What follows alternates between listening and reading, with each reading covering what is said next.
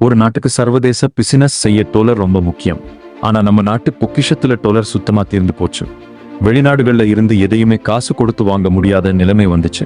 அத்தியாவசிய பொருட்களுக்கு தட்டுப்பாடு, பெட்ரோல், டீசல், கேஸ், மருந்து பொருட்கள், ஏன் சின்ன குழந்தைகளுக்கு கொடுக்கிற பால் மா கூட நாட்டில இல்லாம போச்சு. நீண்ட வரிசைகள்.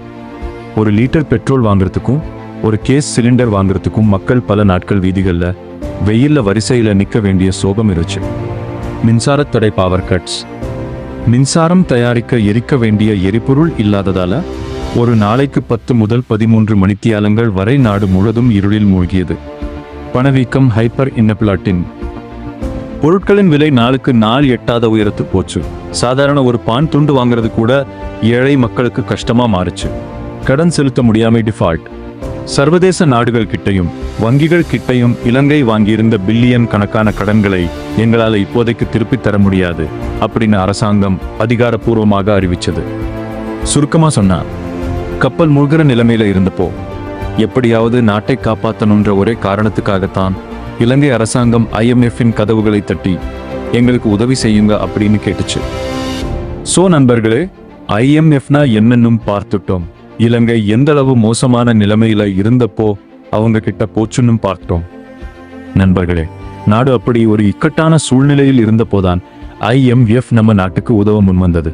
மார்ச் 2023 சுமார் 2.9 பில்லியன் அமெரிக்க டாலர் கடனுதவி திட்டத்தை EFF அவங்க அதிகாரப்பூர்வமாக அமுல்படுத்தினாங்க. ஆனா IMF சும்மா காசு தந்துட மாட்டாங்க. அவங்க சில கடுமையான நிபந்தனைகளை, கண்டிஷன்ஸ் விதிச்சாங்க. அதை எப்போதிருந்த அரசாங்கம் செய்ய தொடங்குச்சு. அந்த காலகட்டத்துல நம்ம நாட்டுல என்ன நடந்துச்சு? கடுமையான வரி உயர்வு, டாக்ஸ் ஹைக்ஸ்.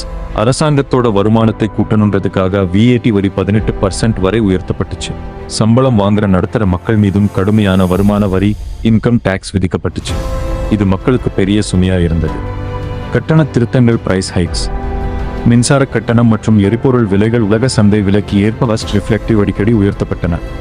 வரிசைகள் குறைந்தன, எண்ட் ஆஃப் கியூஸ். இந்த சீர்திருத்தங்கள் மூலமா நாட்டுக்குள்ள கொஞ்சம் கொஞ்சமா டாலர் வர தொடங்குச்சு. இதன் பலனாக பெட்ரோல், டீசல், கேஸ் மற்றும் அத்தியாவசிய பொருட்களுக்கான அந்த பயங்கரமான நீண்ட வரிசைகள் படிப்படியாக இல்லாம போச்சு. பணவீக்கம் கட்டுக்குள் வந்தது. Inflation draft. 70% வரை எகிரியிருந்த பொருட்களின் விலை உயர்வு வீதம், இன்ஃப்ளேஷன், ஒற்றை இலக்கத்துக்கு சிங்கிள் டிஜிட் கொண்டு வரப்பட்டுச்சு. ஆனா மக்களோட நிஜமான நிலைமை என்ன? பொருட்களுக்கான தட்டுப்பாடு நீங்கி வரிசைகள் மறைஞ்சாலும் சாதாரண ஏழை மற்றும் நடுத்தர மக்களோட வாங்கும் சக்தி, பர்ச்சேசிங் பவர் ரொம்பவே குறைஞ்சு போச்சு. சம்பளம் உயராத நிலையில சாப்பாட்டு செலவு, கரண்ட் பில், ஸ்கூல் வேன் பீஸ்னு எல்லாமே பல மடங்கு உயர்ந்ததுல மக்கள் அன்றாட வாழ்க்கையை நடத்த ரொம்பவே திணறினாங்க. நாட்டுல ஒரு பெரிய பொருளாதார மாற்றம் தேவை அப்படின்னு மக்கள் நினைச்சாங்க. புதிய அரசாங்கத்தின் வருகை அமைந்த சூழ்நிலையில்தான் நாட்டில் ஆட்சி மாற்றம் ஏற்பட்டு ஜனாதிபதி அனுரகுமார திசாநாயக்க தலைமையிலான தற்போதைய புதிய அரசாங்கம் ஆட்சி பொறுப்பை ஏற்குது. புதிய அரசாங்கம் வந்ததும் மக்களுக்கு பாதிப்பு இல்லாத வகையில் ஏழை எளியவர்களை பாதுகாத்து கொண்டு இந்த IMF திட்டத்தை நாங்க எப்படி தொடர போறோம் என்ற சவாலை கையில் எடுத்தாங்க. முந்தைய அரசாங்கம் IMF உடன் போட்டுக்கொண்ட ஒப்பந்தத்தின் அடிப்படை தன்மையை மாற்றாமல், அதே சமயம் தற்போதைய உலகளாவிய சவால்களுக்கு மத்தியிலும் நாட்டை எப்படி ஸ்திரமாக கொண்டு போறாங்கன்றதுதான் இப்போதைய மிக முக்கியமான கட்டம். நண்பர்களே, புதிய அரசாங்கம் ஆட்சி பொறுப்பை ஏற்ற அந்த முதல் நாள் இவங்க முன்னாடி இருந்தது வெறும் வெற்று நாற்காலிகள் மட்டுமல்ல, முந்தைய ஆட்சியாளர்கள் விட்டுட்டு போன பில்லியன் கணக்கான கடன் சுமை. அப்போதான் அந்த தீய அரசியல்வாதிகளோட சதித்திட்டம் ஆரம்பிச்சது. இத்தனை வருஷமா நாட்டை சுரண்டி மக்களை பிச்சைக்காரர்களாக்கி நாட்டை திவாலாக்கின அந்த பழைய அரசியல்வாதிகள் புதிய அரசாங்கம் பதவி ஏற்ற உடனே என்ன சொன்னாங்க தெரியுமா? இவங்களுக்கு பொருளாதாரம் தெரியாது, இவங்க வந்தா IMF நாட்டை விட்டு ஓடிட்டும் டாலர் வராது, நாடு திரும்பவும் வரிசையில நிக்கும் அப்படின்னு ஓர் ஊரா போய் பிரசாரம் செஞ்சாங்க. மக்களை பயமுறுத்தி தங்களோட சுயநல அரசியலுக்காக நாடே அழியணும்னு காத்துக்கிட்டு இருந்தாங்க அந்த தீய சக்திகள். ஆனா நம்ம புதிய அரசாங்கம் என்ன செஞ்சது? அவங்க சலசலப்புக்கு அஞ்சல, மேடை போட்டு பொய் பேசல, விளம்பர அரசியல் செய்யல? அமைதியா அதிகாரப்பூர்வமா களத்துல இறங்கி வேலை செய்ய தொடங்குனாங்க. பழைய ஆட்சியாளர்களுக்கும் இவங்களுக்கும் என்ன வித்தியாசம்? பழைய ஆட்சியாளர்கள் கிட்ட போகும்போது சொகுசு கார்கள்ல பந்தாவா கோட்ரூட் போட்டுக்கிட்டு போனாங்க. ஆனா மக்கள் பணத்தை சூறையாடினாங்க. நம்ம புதிய அரசாங்கமோ ஆடம்பரம் இல்லாத எளிமையோடு மக்களோட ₹1 காசு கூட வீணாக கூடாது என்ற தூய்மையான எண்ணத்தோடு IMF அதிகாரிகளை எதிர்கொண்டாங்க. மக்களுக்கான அரண் IMF நிபந்தனை என்ற பெயரில் என் நாட்டு ஏழை மக்களை மேலும் வறுமைக்குள் தள்ள முடியாது என்பதில் ஜனாதிபதி உறுதியாக இருந்தார். எதிர்க்கட்சிகள் எதிர்பார்த்தது போல IMF திட்டத்தை இவங்க கைவிடவும் இல்லை. அதே சமயம் IMF சொன்னதுக்கெல்லாம் தலையாட்டி மக்களை கைவிடவும் இல்லை. அந்த வரலாற்று முக்கியத்துவம் வாய்ந்த சந்திப்புக்கு முந்தைய நாள் ஜூன் மாதத்தின் அந்த இறுதி வாரத்தில் IMF தூதுக்குழுவை சந்திப்பதற்கு முந்தைய நாள் வரை எதிர்க்கட்சிகளும் தீய அரசியல்வாதிகளும் என்னென்னவோ சதி வலைகளை பின்னினாங்க.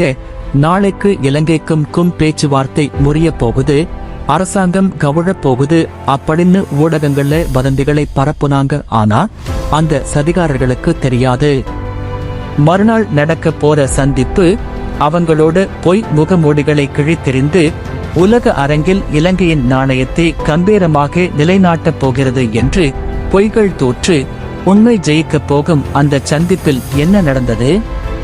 அடுத்த நாள் விடிந்தது. தீய அரசியல்வாதிகள் எதிர்பார்த்தபடி அரசாங்கம் கவிழவில்லை. மாறாக ஜூன் 30, 2026 அன்று சர்வதேச நாணய நிதியத்தின் IMF தூதுக்குழுவின் தலைவர் சோனாலி ஜெயசந்திரா நம்ம ஜனாதிபதி அனுரகுமார திசாநாயக்கவை நேருக்கு நேர் சந்தித்தார். அப்போது அந்த IMF தலைவி சொன்ன ஒரு வார்த்தை இத்தனை நாள் வதந்திகளை பரப்பிக் கொண்டிருந்த சதிகாரர்களின் முகத்தில் அடித்த சவுக்கடி. IMF நம்ம அரசாங்கத்தை எப்படி பாராட்டியது தெரியுமா? அவங்க சொன்னாங்க, உலகத்துல எத்தனையோ நாடுகள் எங்கள் கிட்ட கடன் வாங்கியிருக்கு, ஆனா இலங்கையின் புதிய அரசாங்கம் காட்டியிருக்கின்ற அர்ப்பணிப்பும் பொருளாதார சீர்திருத்தங்களை செய்த வேகமும் உலகிலேயே வேறு எந்த நாடும் செய்யாத ஒன்று. ஆமாம் நண்பர்களே, உலக நாடுகளுக்கே இலங்கை ஒரு முன்னோடி நாடு என்று IMF உத்தியோகபூர்வமாக பாராட்டியுள்ளது. உலக அரங்கில் நம்ம நாட்டுக்கு கிடைத்த நற்பெயர், மத்திய கிழக்கு நாட்டு போர் சூழல், உலகளாவிய எரிபொருள் விலை உயர்வு மற்றும் தித்வா சூறாவளி போன்ற கடுமையான இயற்கை பேரிடர்கள் வந்த போதும் இந்த அரசாங்கம் அசரவில்லை. அமெரிக்க வரி கொள்கைகள் மாறிய போதும் நாட்டின் பொருளாதார ஸ்திரத்தன்மையை காத்து பணவீக்கத்தை கட்டுக்குள் வைத்திருந்த இந்த தூய்மையான உழைப்பை IMF உலக அரங்கில் அங்கீகரித்துள்ளது. பழைய ஆட்சியாளர்கள் காசை வாங்கிவிட்டு நாட்டை திவாலாக்கினார்கள்.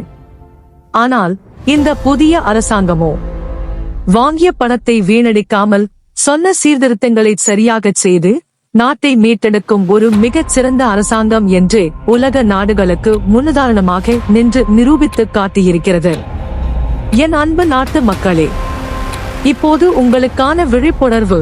டிவியிலும் சமூக ஊடகங்களிலும் வந்து வாய் கூசாமல் போய் பேசும் அந்த தீய அரசியல்வாதிகளின் சதி வலைகளில் இனிமேலும் சிக்கிவிடாதீர்கள். நாடு அழிய வேண்டும், திரும்பவும் மக்கள் வரிசையில் நிற்க வேண்டும், அதன் மூலமாக தாங்கள் மீண்டும் ஆட்சி நாற்காலியில் அமர வேண்டும் என்று துடிக்கும் சுயநலமிகளின் வதந்திகளை அடியோடு புறக்கணிப்போம். உலகமே வியந்து பாராட்டும் அளவுக்கு நம் நாட்டு மக்களின் பணத்தை பாதுகாக்க நேர்மையாகவும் தூய்மையாகவும் உழைத்து கொண்டிருக்கும் இந்த அரசாங்கத்தின் மீது முழு நம்பிக்கை வைப்போம். கப்பல் மூழ்கவில்லை நண்பர்களே, அது பாதுகாப்பான மாலுமியின் கைகளில் சிக்கி வெற்றி கரையை நோக்கி கம்பீரமாக பயணிக்க தொடங்கிவிட்டது. இனி பொய்கள் தோக்கும், நம் நாட்டின் உண்மை வெல்லும்.